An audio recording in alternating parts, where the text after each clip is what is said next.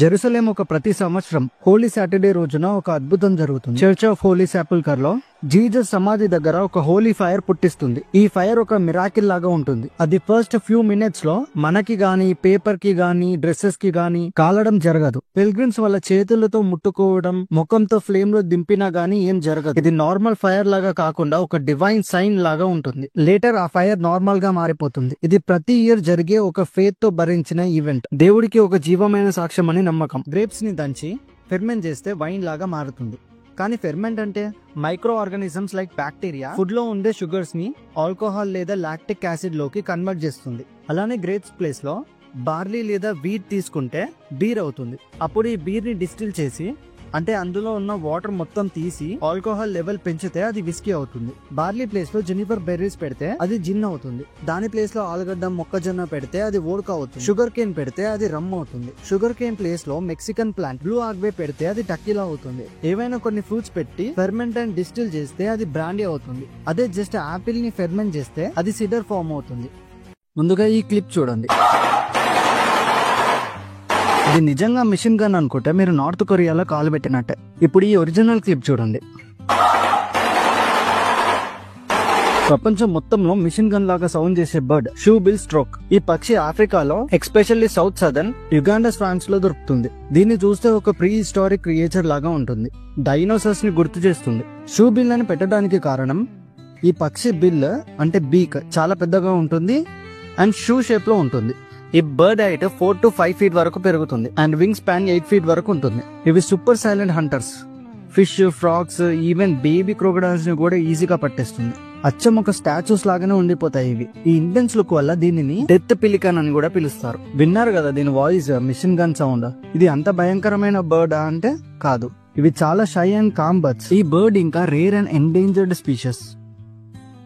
Mount Rushmore carving process చాలా interesting గా ఉంటుంది. ముందు స్కల్ప్టర్ బుర్గ్లూమ్ ఒక 1:12 స్కేల్ క్లే మోడల్ తయారు చేశాడు. అంటే మోడల్ లో 1 inch ఉంటే మౌంటైన్ మీద 1 foot అని అర్థం. ఈ మోడల్ ని బేస్ చేసుకుని రియల్ మౌంటైన్ మీద ఎగ్జాక్ట్ పాయింట్ ని మార్క్ చేయడం స్టార్ట్ చేశారు. బిగ్ రాక్ పీసెస్ ని డైనమైట్ తో రిమూవ్ చేశారు అండ్ ఫైన్ డీటెయిల్స్ కి జాక్ హ్యామర్స్, చిసెల్స్ తో కవర్ చేశారు. ఈ టూల్స్ కి పవర్ ఇవ్వడం కోసం మౌంటైన్ కింద 3 large ఎయిర్ కంప్రెసర్స్ ని సెట్ చేశారు.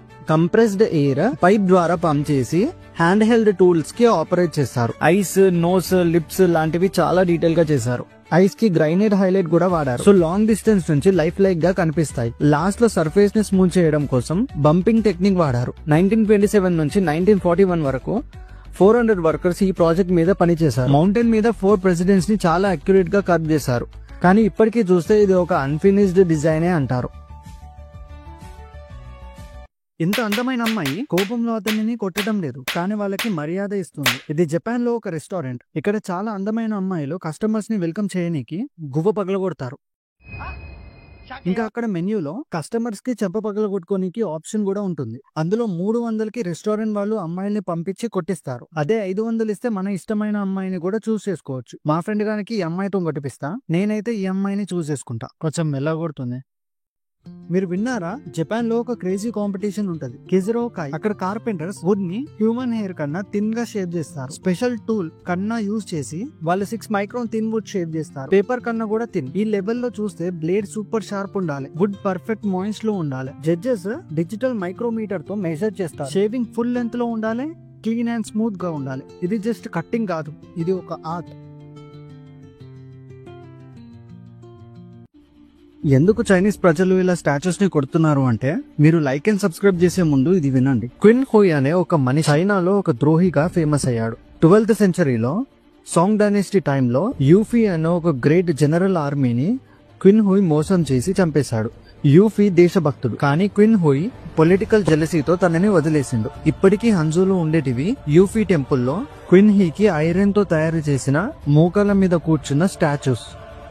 పీపుల్ అక్కడికి వెళ్ళిన ప్రతి ఒక్కడు ఆ స్టాచ్యూని చెప్పులతో లేదా చేతులతో కాళ్ళతో తంటూ వెళ్తారు. ఇది ద్రోహంకి ఒక పనిష్మెంట్ లాగా చేశారు. క్విన్ హోయిని ఇప్పటికీ చైనీస్ కల్చర్ లో ఒక ట్రేటర్ లాగానే చూస్తారు. స్టాచ్యూస్ ని కొట్టడం అక్కడ ఒక ట్రెడిషన్ గా మారిపోయింది. నేను చెప్పేది ఏంటంటే ఇది చైనాలో ఫేస్ చేంజింగ్ కళ. దీనిని బయాన్ లియన్ అంటారు. ఇందులో చైనా కళాకారుడు తన ఫేస్ మాస్క్ ని సెకండ్స్ లో చేంజ్ చేస్తారు. కానీ ఎలా చేస్తారో అనేది మొన్నటి దాకా సీక్రెట్ గా పెట్టారు. అయితే ఈ కళ 1644 లో స్టార్ట్ అయింది. స్టార్టింగ్ లో ఇది చాలా సీక్రెట్ గా పెట్టారు. అది కూడా కేవలం అబ్బాయిలకు మాత్రమే నేర్పించారు. ఎందుకంటే అమ్మాయిలు ఆ సీక్రెట్ ని దాచలేరు కాబట్టి. అయితే ఆర్టిస్ట్ ఈ మాస్క్ ని ఒకదాని మీద ఒకటి పెట్టుకుంటారు. ఇంకా ప్రతి దానికి సన్న దారం కూడా ఉంటుంది. ఇక పర్ఫార్మెన్స్ లో ఆ డ్రెస్ తో ఆ దారం ని దాచిపెట్టి మాస్క్ ని సెకండ్ లో గుంజుతారు. వాళ్ళు ఆ మూవ్మెంట్ ని ఎంత ఫాస్ట్ గా చేస్తారంటే మనం హ్యాండ్ పెట్టినా కూడా తెలియదు అది చేంజ్ అవ్వటం. మీరు ఎప్పుడైనా ఒక చేపని షార్క్ మీద లేకపోతే వేల్ మీద ఉంటే చూసారా? అయితే ఆ చేపనే రిమోరా ఫిష్ అంటారు. రిమోరా ఫిష్ కి తన తలపైన ఒక స్పెషల్ సక్షన్ తీసుకుంటుంది. అది shark, whales, turtles, even boats కి కూడా స్టిక్ అయి ఉంటుంది. ఈ చేపకి ఒక స్మార్ట్ ప్లాన్ ఉంది. అదే ఫ్రీగా ట్రావెల్ చేస్తుంది, ప్రిడేటర్స్ నుంచి సేఫ్ గా ఉంటుంది, అండ్ పెద్ద చేపల లెఫ్ట్ ఓవర్ ఫుడ్ ని కూడా తింటుంది. కానీ ఇదేమి పారాసైట్ కాదు, వేరే చేపలకు ఏమి హాని కూడా చేయదు. ఇన్ఫాక్ట్ కొన్ని రిమోరా ఫిష్ హోస్ట్ ని క్లీన్ చేసి హెల్ప్ చేస్తాయి. ఇది కమెన్షియల్ రిలేషన్షిప్ అని పిలుస్తారు. ఒక పక్షం బెనిఫిట్ పొందుతుంది, ఇంకో పక్షం ఏం లూజ్ కూడా కాదు. రిమోరా ఫిష్ చెప్పేది ఏంటంటే ఓషన్ లో సర్వైవ్ అవ్వటం అంటే స్ట్రెంగ్త్ కాదు, స్ట్రాటజీ ఇంపార్టెంట్ అని. ఒక్కసారి మంట అంటుకుంటే ఆపడం చాలా కష్టం. నార్మల్ మ్యాస్టిక్స్ రెయిన్ లో, విండ్ లో ఈజీగా ఆఫ్ అయిపోతాయి. కానీ స్టోమ్ ప్రూఫ్ మ్యాస్టిక్స్ వీటిని ఆపడం చాలా కష్టం. ఇవి డిజైన్ చేసింది సర్వైవల్ కోసం. రెయిన్, విండ్, ఈవెన్ వాటర్ లో కూడా వెలుగుతాయి. ఇవి phosphorus sesquisulphide, potassium chloride and wax coating తో తయారు చేస్తారు. ప్రాస్పరస్ ఇగ్నిషన్ కి యూజ్ అవుతుంది. పొటాషియం క్లోరైడ్ ఆక్సిజన్ సప్లై చేస్తుంది ఫ్లేమ్ కి, అండ్ వ్యాక్స్ కోటింగ్ మ్యాస్టిక్స్ ని వాటర్ లో రెసిస్టెంట్ గా ఉంచుతుంది. ఒకసారి లైట్ చేస్తే 15 సెకండ్స్ వరకు ఫ్లేమ్ బర్న్ అవుతూనే ఉంటుంది. ఇవి రెగ్యులర్ మ్యాస్టిక్స్ కన్నా థిక్ అండ్ స్టడీగా ఉంటాయి. Campers, trekkers and even military survival kits లో వీటికి డిమాండ్ ఎక్కువ. ఎమర్జెన్సీ సిచ్యువేషన్స్ లో స్టోమ్ ప్రూఫ్ మ్యాస్టిక్స్ ఒక లైఫ్ సేవింగ్ టూల్ లాగా పనిచేస్తాయి. సో నెక్స్ట్ టైం అడ్వెంచర్ కి వెళ్ళేటప్పుడు ఈ స్టోమ్ ప్రూఫ్ మ్యాస్టిక్స్ ని మర్చిపోకండి.